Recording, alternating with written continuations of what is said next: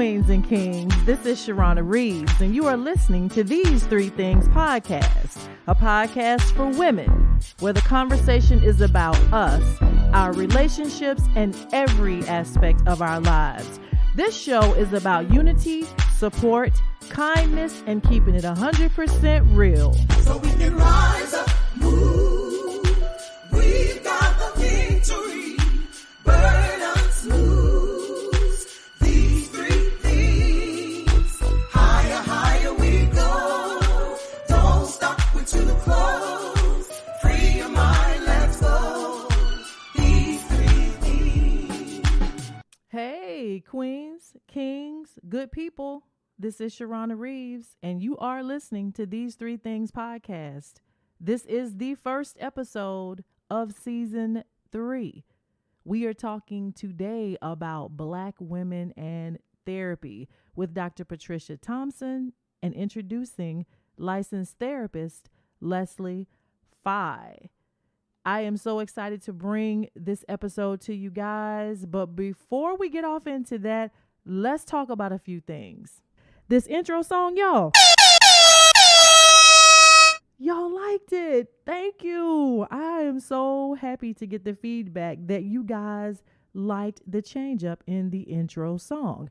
I was a little worried. I had some doubts. I had a little bit of trepidation that y'all might not like that too much because there were so many people who loved the original Unity song. So I'm happy to know that you guys like the new, more upbeat version. Thank you all who sent me feedback, who let me know that you did like it. It is much appreciated. If you haven't had a chance to check out the introduction episode from last week, check it out. It'll catch you up on what to expect from season 3, where I was, what took me so long, and all of the changes that I have made to These Three Things Podcast in this season. I'm super excited about this episode, and I'm going to tell you why. I'm really hyped about it because Black women in therapy is a thing. Just the Black community in general and therapy is a thing. And historically, we don't really do therapy. We see that as something that isn't self-care. Let me just tell you that therapy is self-care. It's okay to acknowledge that you're not okay in some areas. It's okay to acknowledge that I may not have the tools to know how to deal with this particular thing. Maybe you weren't raised with the tools to know how to deal with a particular thing because the people who raised you did the best that they could do, just like we're all doing the best that we can do. So it's okay to go out here and get help. But what we're focusing on today in this particular episode is how to make sure you're getting the right help, because that's more important than anything. Going to a therapist is one thing. Going to a therapist is actually going to help you is something completely different. So I'm super excited about this conversation with Dr. Patricia Thompson. Most of you know her already from These Three Things Podcast Season 1. She has been with the show from the beginning. She is the resident therapist of These Three Things Podcast, and she's been on several episodes. If this is your first time tuning in to These Three Things Podcast, you can hear Dr. Patricia on episodes with the Queens of Atlanta. She's been a part of episodes such as Black Women and the Imposter Syndrome. She's been with the Queens of DC, where we talked about friendships. She's also been on an episode with the Queens of Atlanta where we talk about Black women in the workplace. Let me just give a side note on that particular episode. If you work in corporate America, and not just if you work in corporate America, if you are out here trying to get it in your career, you need to go back and listen to that episode of Black Women in the Workplace. Dr. Patricia and LaQuinta Jacobs were giving some crazy tools, you guys, on how to maneuver out here in your career to be successful. LaQuinta Jacobs is a guru in the HR world. Let me just tell you, this sister is out here on platforms, panels, podcasts, all across the country on her knowledge and information on how to help people navigate their careers. Some of the tools that she gives in the Black Women in the Workplace episode are just gems that many of us pay to get. She's giving them to you for free. So if you are trying to figure out how you can be unapologetically Black in the workplace every day, if you are trying to understand how you can work with HR to manage your trajectory in your career successfully, if you have issues with HR and you're trying to find out how to work with them successfully to get to a better place, if you are trying to find out who you need to go to within your company, within your job that can help you get to the levels that you are trying to go to, you need to listen to the Black Women in the Workplace episode. LaQuinta Jacobs, I call her Q. You just can't walk up to her and call her Q now. You got to know Q to call her Q, and she'll let you know it. So LaQuinta Jacobs, which is my girl. What up, Q? LaQuinta is a whole beast out here in diversity, equity, and inclusion, like a whole beast. So if you get a chance to go and listen to that episode and you have questions for LaQuinta, you can go to the website, These Three Things website at these3-things.com. Go to the podcast page and click on the episode that says Black Women in the Workplace.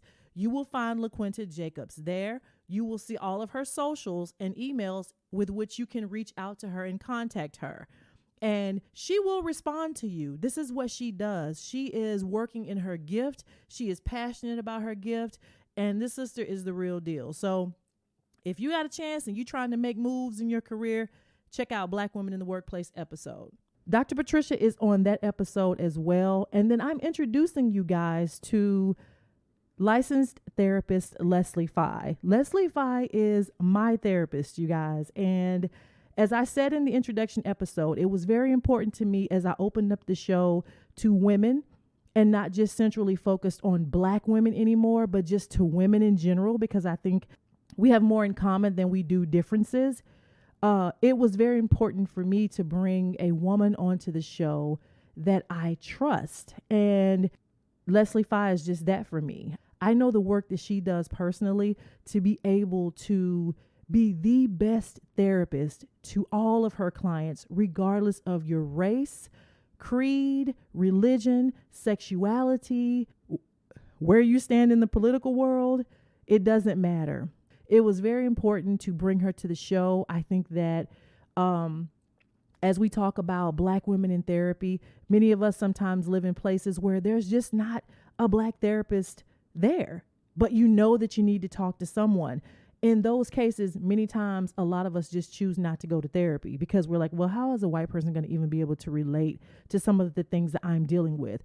Well, we're going to talk about that in this episode and break it down. You guys are going to learn how Leslie Fye became my therapist, a super proud Black woman. And y'all already know that about me, how a white woman became my therapist, and not only my therapist, but my friend. And so I'm super excited for you guys to listen to this episode with Dr. Patricia Thompson and Leslie Fye. We are talking about Black women in therapy. And before I lead us into that episode, I want to just say this. For many of you who don't know much about the podcasting world, podcasts grow very slowly. It takes a while for you to build up your base of people who religiously come and listen to your show. It takes a while for you to be able to monetize your show, where people want to place ads within your show or sponsor your show.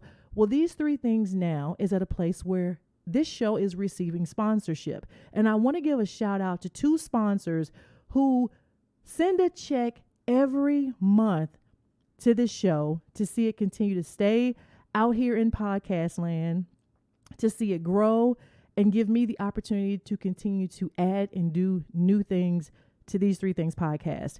First shout out goes to Ecclesia Ministries out of Murfreesboro, Tennessee. They are under the leadership of Apostle Terrence Lyons. Shout out to Apostle Terrence Lyons and Ecclesia Ministries of Murfreesboro, Tennessee. And also to a gentleman at Henry Williams Trucking Incorporated. Thank you, Mr. Henry Williams Trucking Incorporated. This gentleman is a truck driver who owns his own company. He listened to the podcast, stumbled up on it, loves the show, and religiously sends a check every month to sponsor the show because he loves what we're talking about. He said he's learned a lot about women from the show. So again, Thank you guys. I really appreciate it. Right after this commercial break, we'll get into the episode Black Women in Therapy with Dr. Patricia Thompson and licensed therapist Leslie Fye. For almost a century, Scarrett Bennett Center's historic Gothic campus has been a choice location for dream weddings in Nashville. Consistently rated one of Music City's best places to get married by The Knot, Wedding Wire, and Toast of Nashville, Scarrett Bennett Center offers 3 timeless venues for your wedding: a 20-person elopement chapel, a 300-person wedding chapel, and a breathtaking garden. From rehearsal to reception, Scarrett Bennett Center is ready to help you create the intimate, historic wedding of your dreams. Visit our website at scarrettbennett.org/weddings for more information. Hey, queens and kings, this is Sharana Reeves, and you are listening to These Three Things podcast. And today we are going to be talking about Black women and therapy with 2 women that I could not wait to have this conversation with.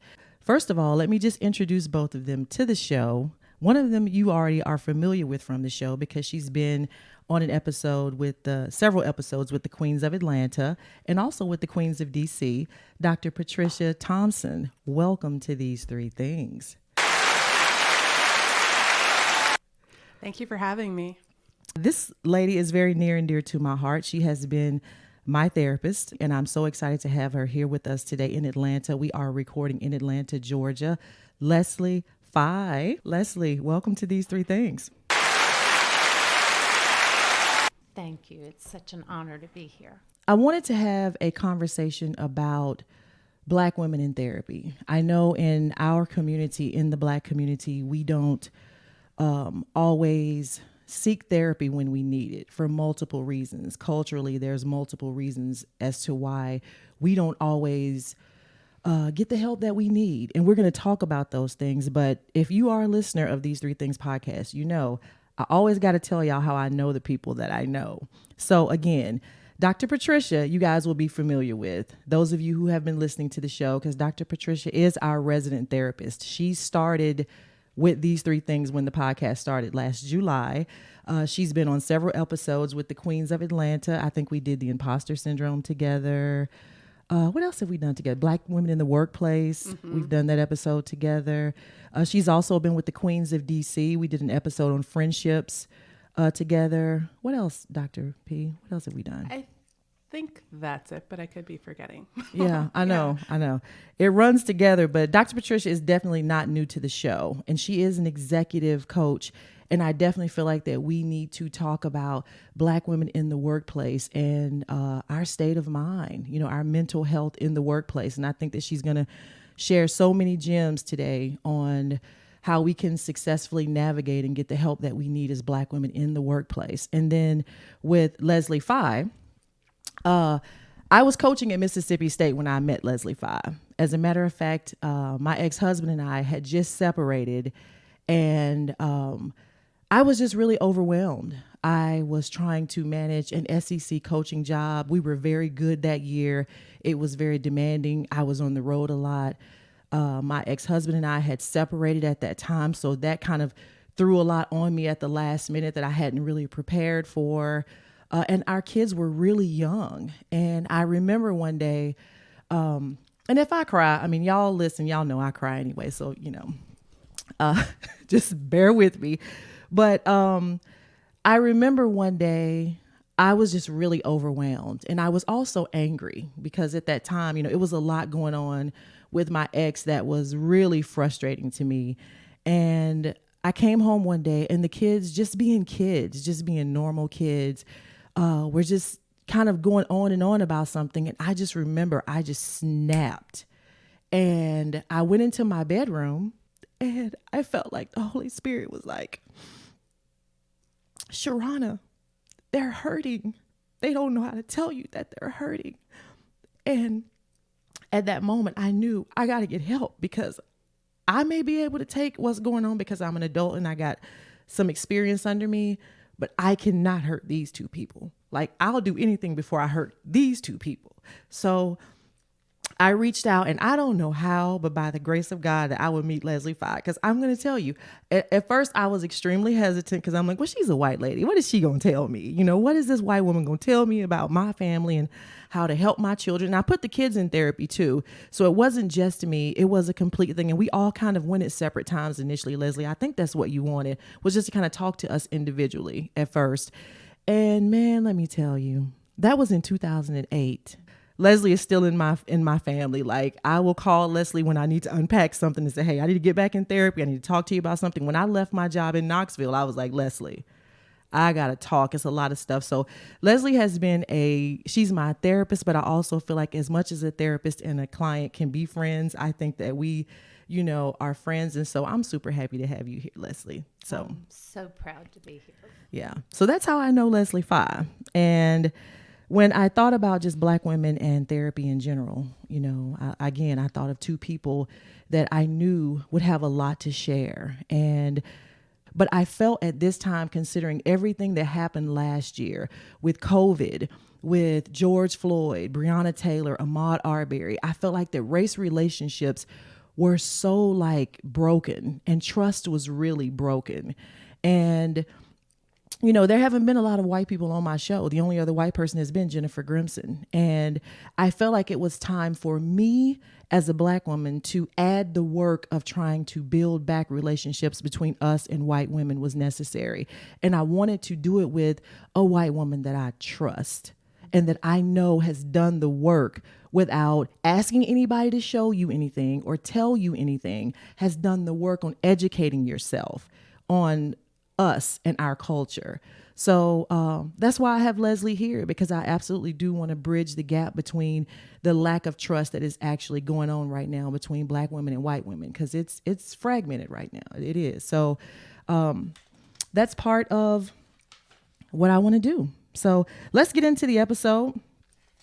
First of all, I want to talk about exactly what you guys do, because you both kind of do two separate things, and they're touching bases on things that I actually want to address separately. So Dr. Patricia, can you talk about, as an executive coach, what you actually do, who your clients are, and like what you share with them? Yeah, so my PhD is actually in clinical psychology, and so I do have a lot of training in terms of therapy and used to do that pretty extensively years ago. But now as an executive coach, I work with businesses and people, primarily just helping them to be more successful and fulfilled at work. You know, a lot of times that will involve some discussion of your personal life, just because, you know, I think that you can't compartmentalize anything 100%. Right. But the focus is mostly on work and balance and just going for yours in life. Yeah. And then Leslie Fye, what do you do? Like, tell me about what you do and like who your clients are and like what you help them with. Yeah, so I am a licensed professional counselor. I'm at the master's level, not a PhD level.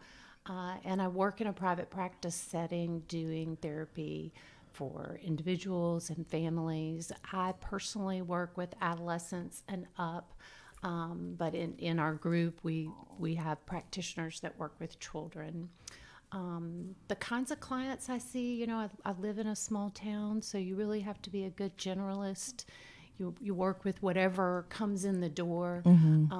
But what's really in my heart, you know, I work with all kinds of mood disorders. I have a background in substance abuse and chemical dependency. I do a lot of trauma work. And so like I say, you know, you just have to be a good generalist, but it's individual and family therapy. Yeah. Okay, so when we talk about Black women and the reasons why we don't seek therapy, let's get into that just a little bit. And I have a couple of things that I've written down, and then you guys, please, by all means, jump in and share, because you're the expert. I'm here to learn as well.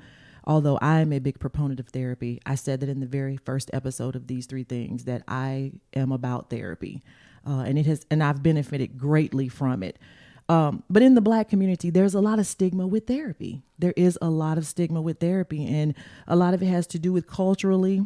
We don't typically like to air our dirty laundry. We don't take our dirty laundry to anybody else's house. We usually keep it in house. We keep it in the family.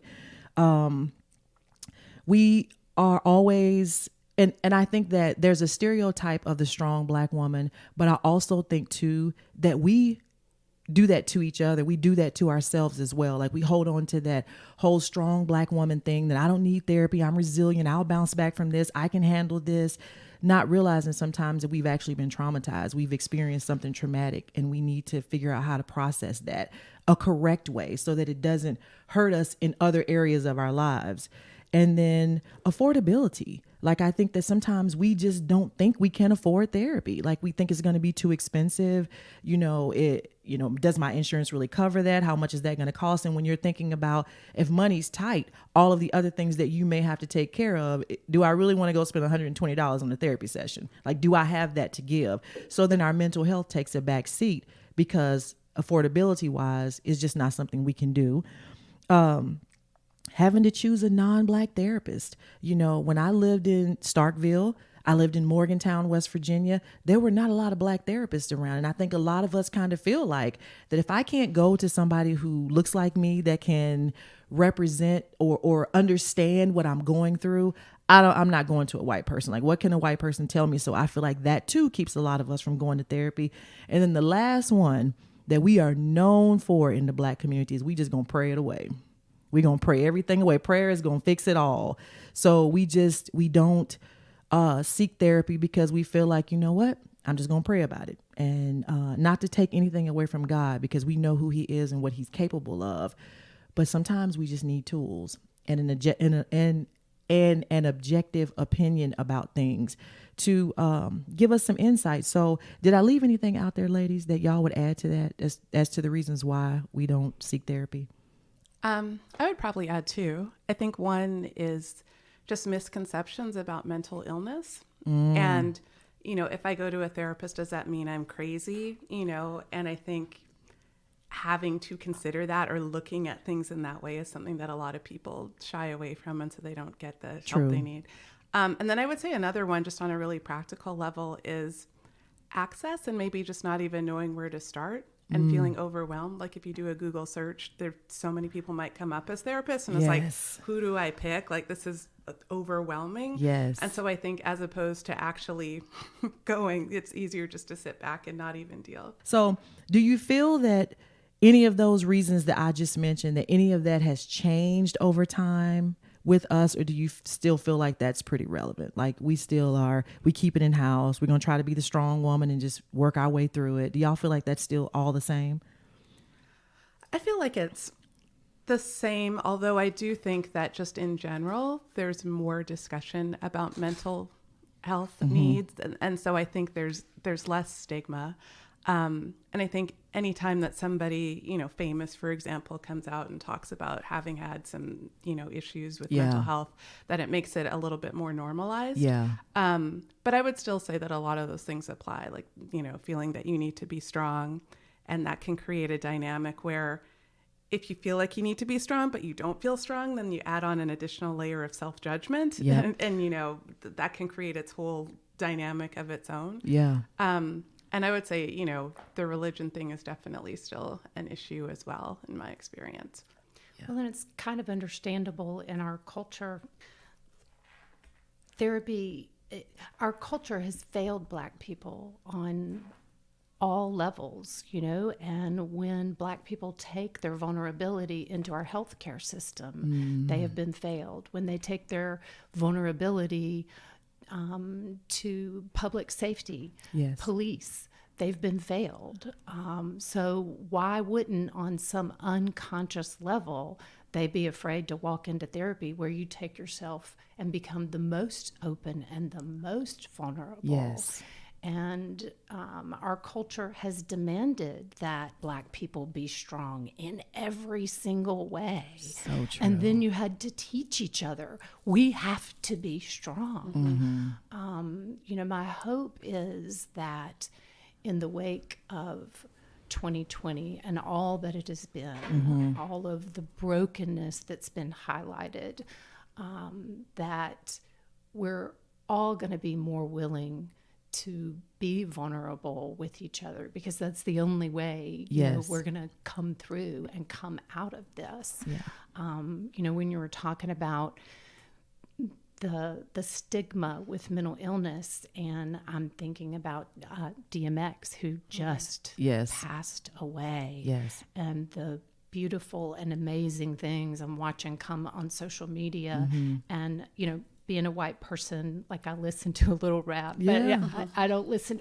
But Yeah. I didn't know his story. I knew who he was. I knew the name, and just having that story put out there and hearing how much trauma he went through and how he put his heart and soul and healing into his music Yes. every day. Yes. So I think the more those kinds of messages get out there, the more we're destigmatizing. And look, therapy for white people is a stigma too. It Yeah. is. I just think because of our culture, it's at an even deeper level for Black people. Yeah. I was going to say, I was on Twitter after that whole Meghan and Harry interview. And the number of Black women specifically that I saw just really being able to resonate with the story of someone, who's living in a castle and, having to leave, but, getting the message that she needs to dim herself down Yeah. and can't be herself, and that there are problems with that, and getting attacked. But at the same time being gaslit that Yeah. this has nothing to do with racism. And a lot of people were talking about how they've had similar experiences of talking about their lived experiences, and people telling them that they're playing the race card and, it's not legitimate. Right.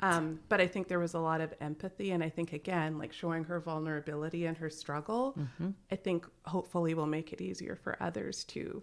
If you want to find more information about this episode and my guest, go to www.these3-things.com. Go to our podcast page and click on this episode. Do you need to get a handle on your stress? Need to get better control of your emotions? Join the 19,000 plus students who have taken Dr. Patricia Thompson's 21-day crash course in emotional intelligence.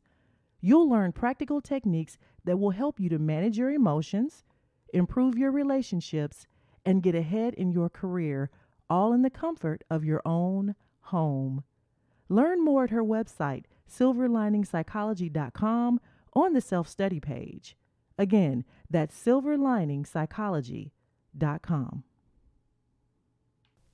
Well, with all of that being said, like we talked a little bit about, the pandemic last year that hit, that sent all of us home. And then we had all of the murders. We had Breonna Taylor, which we found out about later.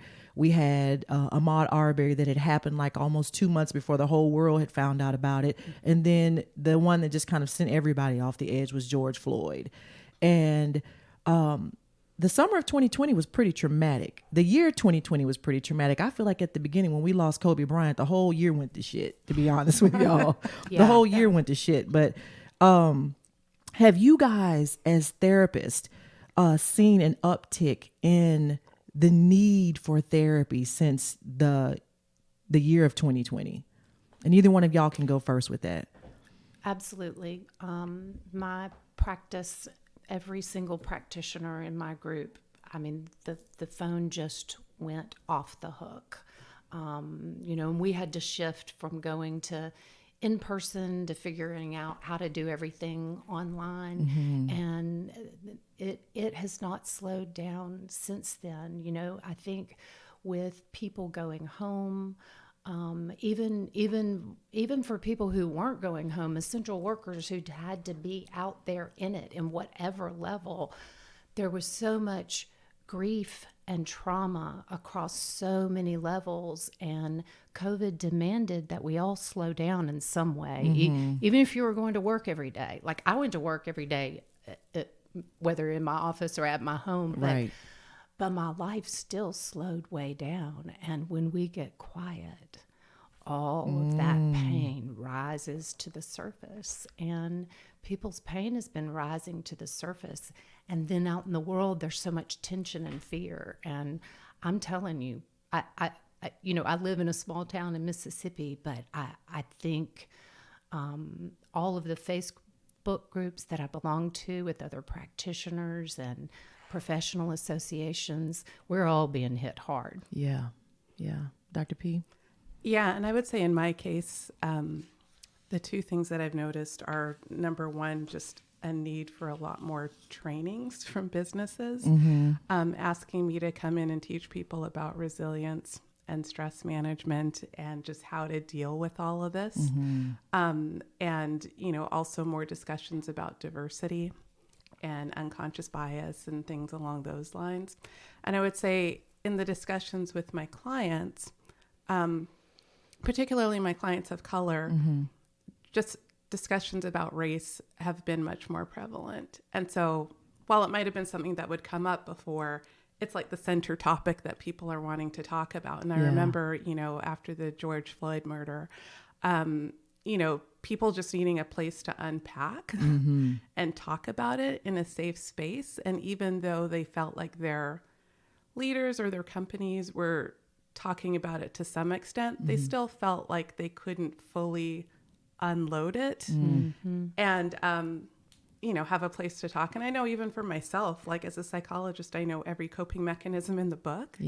But there were some mornings where it would take me a little longer to get out of bed just because it was so heavy and so much. And then you add on like juggling, homeschooling and working from home and all of that. So it's been a lot in the past year for people to deal with. Okay, so what you just said is like, let's talk about that for a minute, because you guys are taking on a lot just as therapists and having to, again, like you have how old is your son? 7? Yeah. 7-year-old. You have a 7-year-old that you're now homeschooling.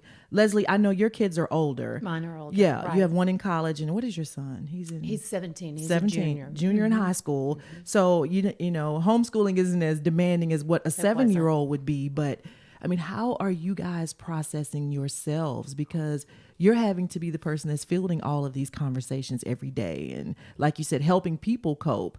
How has that been helping yourselves cope with helping us cope? Yeah, I had to up my game on every single thing that I preach. I've always practiced what I preached, but every single self-care tool that I have, I had to up, I had to exponentially start practicing. I got up a lot earlier in the morning because I had to start having more quiet time.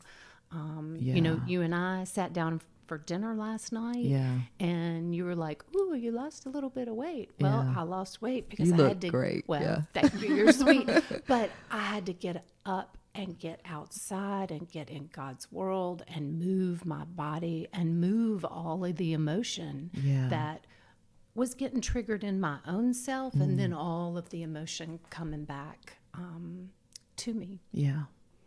And I would say for me, it's been similar. I have always been someone who meditates, but I've upped that and actually like do a morning yoga practice. So Yes. get up and just focus on being present.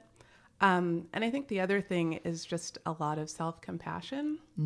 So not needing really high standards in everything, and just kind of recognizing that if there's a day where maybe I've scheduled to write something, if I don't feel like it, I let myself take a nap, and just realize that it's going to be okay. And so I think for a lot of people, what this time has also done is just given us greater perspective on what's really important, and, question maybe how we've been living in terms of constantly being on the go, and recognizing the need to just slow down and look within or get outside into nature or, be present with loved ones, those sorts of things. Yeah.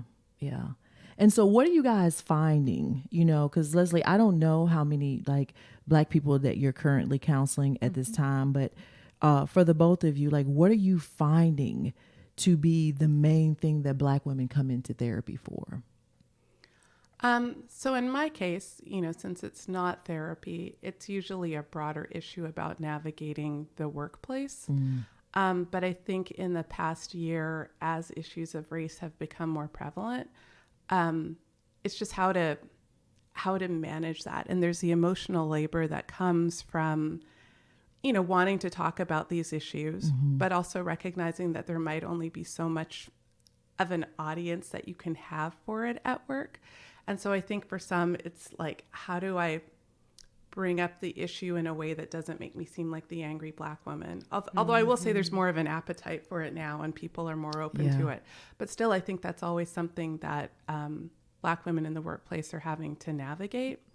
And then I would say, the other thing is just how do I balance it all and keep my head above water with everything that's going on, wanting to still be successful, but then, I'm at home and I can't balance the same way because my work life is bleeding into my personal life, or there aren't really clear boundaries. Yeah. And just kind of, I would say, like, dealing with the stress and anxiety of it all would be the big thing. Yeah. Yeah, and in my practice, I think they're coming in for the same reasons they've always come in. Anxiety, depression, concerns about their relationships, workplace issues, just in terms of how it triggers their insecurity. In the past year, being a white therapist, Sharana, you know how I am. My clients get to know me and they know they can trust me. Right. But I think this last year has taught me, prior to 2020, I probably wouldn't introduce race or racial inequity unless I sensed it in what they were telling me. Right. And in 2020, it just couldn't function that way because it's in the air of Right. everything. Yeah. It's in the oxygen of what we're breathing. And so I learned that I had to ask, how are you doing listening to the news every day? Right. Like, I know we need to talk about what's going on at home, and I know we need to talk about this issue and that issue, but how are you doing with what you're listening to in the news? Yeah. And that was sort of a scary question to ask, but I found relief every time I did. Yeah. Yeah. I'm sure. yeah. I'm sure. So let's talk about marriage, because a lot of marriages took a hit last year in 2020, as far as, people, like you said, we all slowed down and we got to looking at the people that we're living with, like, I don't even like you, So did you get an uptick in women who were dealing with that as well? Like marital issues, like, this is not going well. They thought their life was happy. We were in a good situation. And then we all go home because of a pandemic. And now 2 months later, I'm ready to get rid of this person. Right. Actually, I found sort of the opposite. People are coming in more to fix their relationships. Now, whether or not the relationship is able to fix or not, that's always case by case. Yeah. But people are really raw and really wanting to heal it if they can. Yeah. So you feel like that downtime and the quiet time helped people to really see the problems. Like, helped we them have see issues. their stuff. Yeah. We got to Yes. work on. Yeah. Yeah. Yeah. And Dr. Patricia, I wanted to ask you, when you were talking just now, have you had, as an executive coach, white people reach out to you and want to talk about racial things and asking you how to help them navigate this? Yeah, there has been some of that where they're not quite sure what to do, or maybe how to create a safe space for their Black employees to be able to talk about some of these things.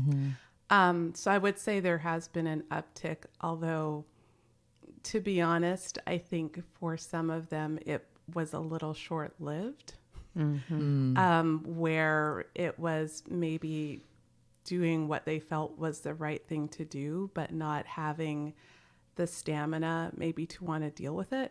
So whether it was just wanting to deal with the issue in the moment, or maybe a little bit of virtue signaling that, hey, we're a good place to work and we focus on diversity. So that hasn't been the case across the board, but I would say it's been a mix of those that are really focused on wanting to really make a difference about social justice versus those that were doing it because they felt it was the right thing to do, but didn't have all the skin in the game to really make a big difference. Right. It's the right thing to do at this time. Right. Yeah, I get that. And I think a lot of Black people in the workplace have worried about that. Like, okay, so everybody's, waking up right now. Are we going to stay woke, or are we going to, when all this is over with, go back to sleep? So I remember I was talking to one African-American man who I coach, who is also a DEI consultant within his organization. And one session he was saying, I feel like I have about 2 more weeks of white guilt to be able to make the big changes that I can make. So it's a lot of pressure. And that's what the thing, like other DEI specialists were just kind of feeling, I really have to do everything that I can do now while that's kind of striking while the iron is hot, but also having a bit of, I guess, cynicism that it wouldn't last. Yes. But I want to ask you guys this question. Does a therapist have to be a certain way or have lived through specific things to get it, to be able to counsel or give advice? Can a therapist have had no experience in something and really give valid input? And I already know the answer to that, but I want y'all to talk about that too. So, I mean, I think a good therapist is someone who's had experience working with a lot of different clients and having dealt with a lot of things, but by the same token, I don't think that they have to have your exact same lived experience to be able to help you. Because if that was the case, it would be impossible for anybody to find a therapist because everybody's going to have had a different lived experience. But I do think that a good therapist is one who stays curious and humble and doesn't assume that they know your experience. And so even as a Black woman working with another Black woman, I wouldn't assume that our experiences are exactly the same because they're not. And so I think a good therapist will ask a lot of questions and try to meet you where you're at and empathize and learn more about your experience, while by the same token not expecting you to educate them about racial inequity or something like that, because that's not your job as the client. But no, I don't think they necessarily have to, be exactly the same as you demographically to be able to help you. Yeah. Leslie? I agree. There's a term in our field called the wounded healer, and that's a therapist who's kind of walked through his or her own trauma. And I think there's power in wounded healers, but I think more than having a shared experience, although that can be very powerful, and some clients actually do benefit from that. But I think what's more important is that the therapist has done his or her own work. In graduate school, I had a really wise mentor tell me every good therapist has the name of another good therapist. And this was back in the day in their Rolodex. That tells you how old I am. But has a name of another good therapist in their contact list, and they use it. And, there's a saying that you can only take someone as far as you've been willing to go to yourself. So over the years, wherever I have blind spots, I have to be willing to look at those and embrace those if I want to be able to keep taking my clients deeper. So I think that's really important. I loved Dr. Patricia's, word about staying curious. Like that's one of my favorite words. Not making assumptions. My daddy always told me you make an ass out of you and me when you make assumptions. And so staying curious and trying to let your clients show you who they are rather than deciding who they are. You are listening to These Three Things podcast with Dr. Patricia Thompson and Leslie Fye on Black Women and Therapy. We'll be right back. Fear imagines shame. Love imagines greatness. Hey, ladies, we live in a culture that often fuels greatness on the thoughts and energy of fear. Fear of not being good enough, fear of comparison, fear of failure. The seeds of all that fear create imbalances in our minds, bodies, and spirit. Developing a strong mind-body practice steeped in the energy of love is essential to breaking the habits of fear in our lives. If you want to learn more about energy healing and create a mind-body practice that will help you build a life where love imagines greatness, contact Leslie Fye at www.lovebigbigLove.com for a free 30-minute consult, or follow Leslie on Instagram at lovebigbigLove. Dr. Patricia, let's focus. I want to focus with you for just a minute. Talk about emotional intelligence and why it's important to have it, and how not having it can affect you and how successful you are, especially in the workplace. Yeah, so emotional intelligence, I guess, in a nutshell, is having a good sense of self-awareness about yourself, understanding kind of your strengths, your opportunities, your triggers, how you behave under stress, those sorts of things, and developing the tools to be able to regulate yourself more emotionally. So kind of understanding it and then knowing how to do something about it. And then the other element is social aspects of it. So being able to understand other people, identify their emotions, and empathize with them, and as a result, kind of know how to interact with them effectively. And so in a workplace setting, I mean, because we deal with other people, being able to understand their emotions and yours is really going to be beneficial. And, you know, a lot of the research shows that, you know, for example, leaders who are more emotionally intelligent not only are better leaders, but they have staff that are happier, and they actually tend to have staff that are more productive and, you know, more profitable in a sense. And I think if you think about just the definition of it in your personal life, obviously it's going to have a lot of benefits in terms of relationships, or, not being reactive and not even realize that it's happening. And so it's really, I think, a major opportunity for getting rid of blind spots that can get in our way interpersonally, because if you're a person in the world, whether you're at work or you're at home, you're dealing with other people. Right. And so, being able to navigate that is really important. And so typically, when I come across leaders who don't have emotional intelligence, it doesn't go as well for them, Right. Or it can be the sort of thing that holds people back, where they might think that I do really well on the job. Why am I not getting into a leadership position? Or why are people not recognizing me? And it's because, maybe you are, stressing people out because you can't manage your emotions, or maybe Yes. you're coming across as abrasive and people don't feel good when they're around you. If you're going to be effective in the world, how people feel when they're around you is really important, and the impact that you have on them is really important.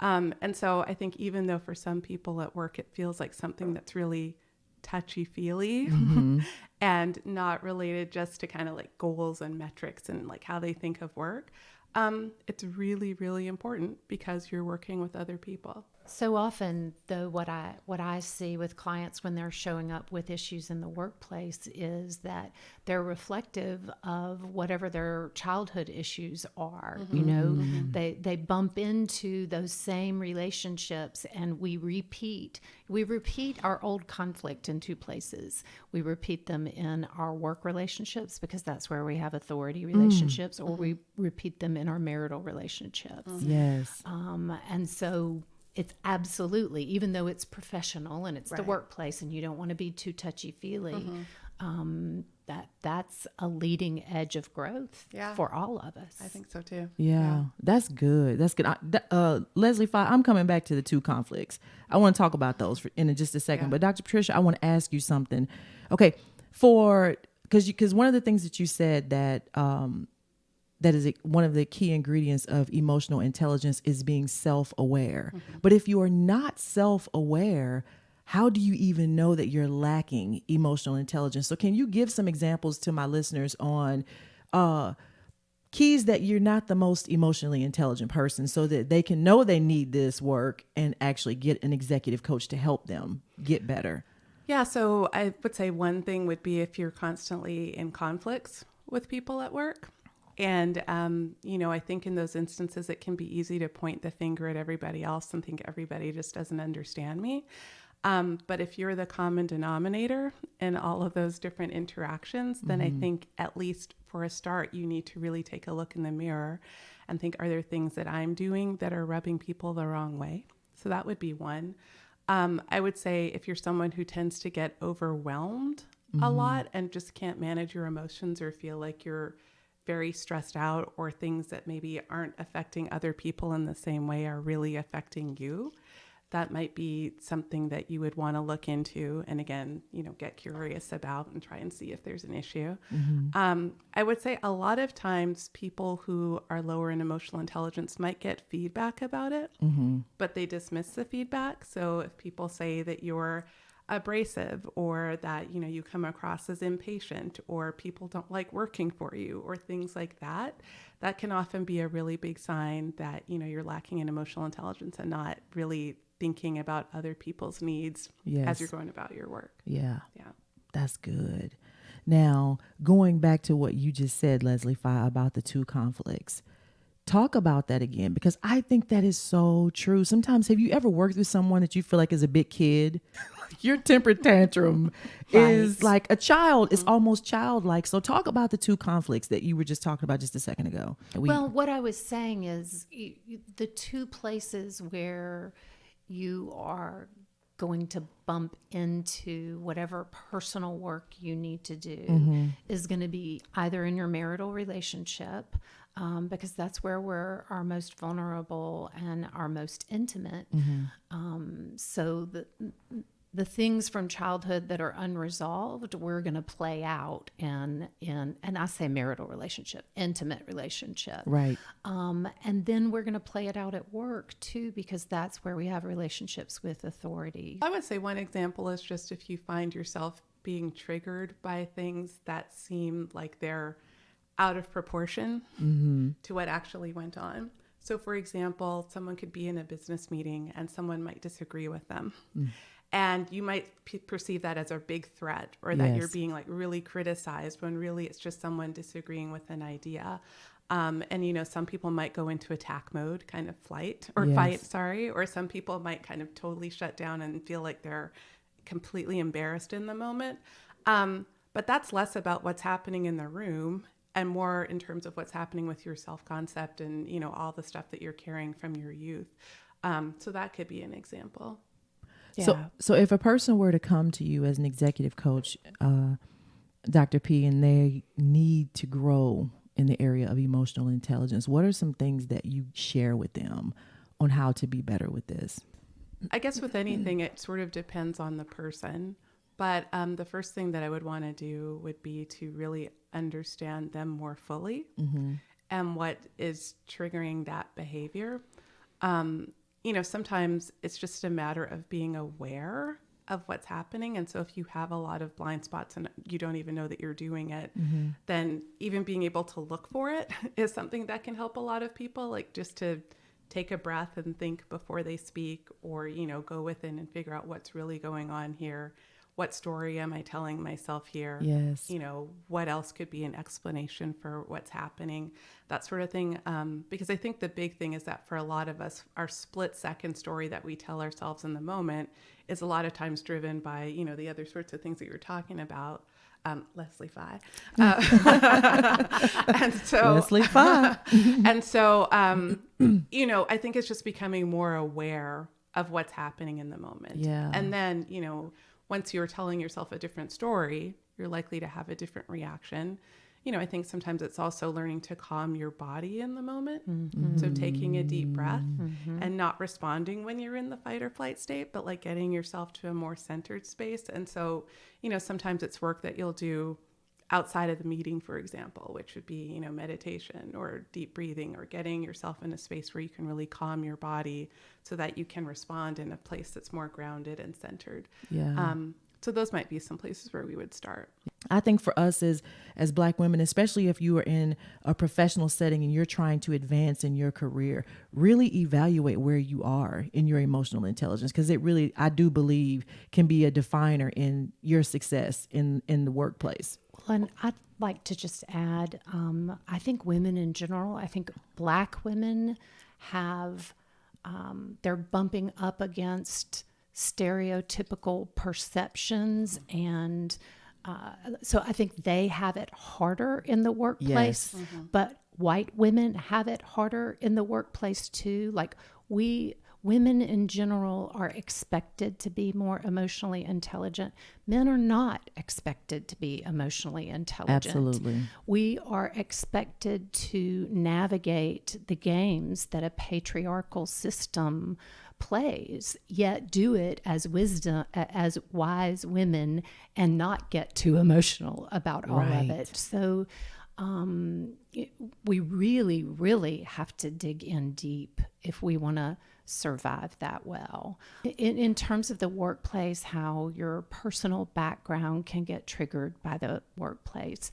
If you grew up with a parent who was highly critical and you end up having a coworker or a boss that's very critical and interacts with you in the same way, maybe not even crossing the line. They're professional about it, but they're very critical, and it just implodes, triggers, your insecurities, triggers your anger. However, it ends up affecting you. If you don't work with it, you're going to play it out in the workplace. Yes. In what other ways can Black women benefit from having an executive coach? Yeah, so I would say, a lot of things are really practical and the ways that anybody could benefit from having a coach, whether it's, needing to become a more effective leader. Maybe you've never been in leadership before and you don't really know what you're doing. I think a lot of people find themselves in that situation, things like that, or, getting yourself more organized. I think also coming up with a plan for your career. And, I think a lot of people of color have maybe more difficulty in terms of like getting mentors or networking or things like that. And having the confidence to go after a lot of those sorts of things.